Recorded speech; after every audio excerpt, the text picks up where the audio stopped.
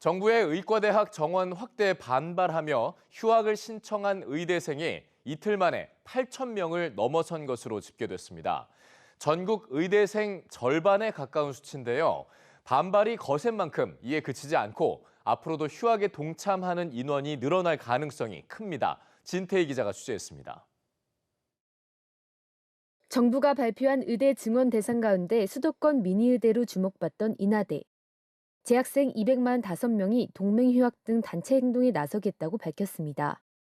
의과대학 전용 건물이 없고 강의실 자리가 부족해 지금도 간이 책상을 두고 수업을 겨우 듣는 형편인데 무리하게 증원을 추진하면 교육 여건이 더 열악해질 거란 이유에서입니다. 다른 대학 의대생들도 TF를 꾸리고 동맹휴학에 참여하겠다는 성명서를 잇따라 발표하고 있습니다. EBS 취재진이 지금까지 확인한 대학만 모두 20곳, 전국 의대 40곳 가운데 절반입니다.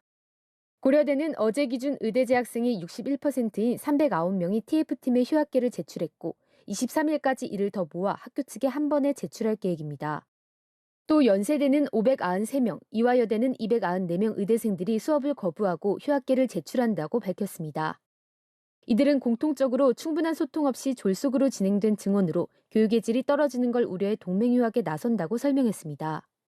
전국 40개 의과대학 의학전문대학원 학생 대표들도 성명서를 내고 교육부는 단 한 차례도 학생과 소통하지 않았고 경찰을 투입해 학생 대표들의 전화번호를 요구했다고 주장했습니다. 실제 교육부 집계 결과 어제 오후 6시 기준 전국 40개 의과대학 중 27개 학교에서 휴학을 신청했습니다. 어제 하루에만 7,620명이 휴학을 신청하면서 이틀 새 휴학계를 낸 인원이 8,700여 명으로 늘었습니다.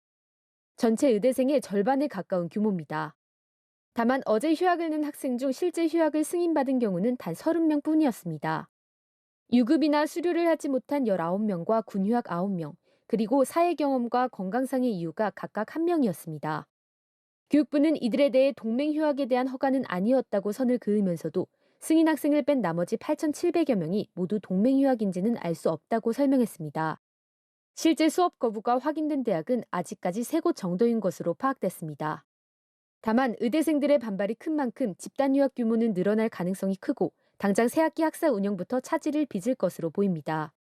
일부 의대들은 개강 날짜를 미루는 등 대책 마련에 나섰습니다.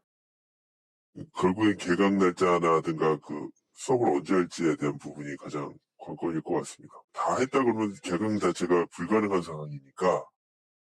교육부는 수업 거부 등 단체 행동이 확인된 학교들에 대해선 학부모 면담 등을 통해 정상적인 학사 운영을 위해 노력하겠다고 밝혔습니다. EBS 뉴스 진태입니다.